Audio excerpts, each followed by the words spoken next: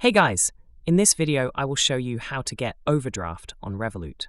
Alright, so let's begin with the video. So first of all, open the Revolut app on your mobile phone and make sure you are logged in.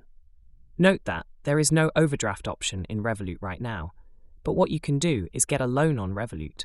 This will act as an overdraft. So to get a loan, what you need to do is just open up your Revolut app and then click on this Add Money option. Then this will open up the screen.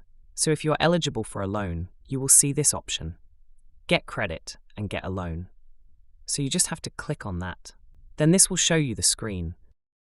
So from here, simply click on this Checkout Loan Options.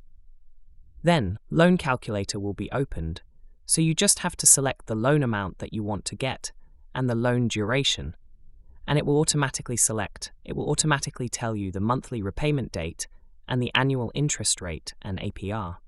So the total repayable amount that you have to pay.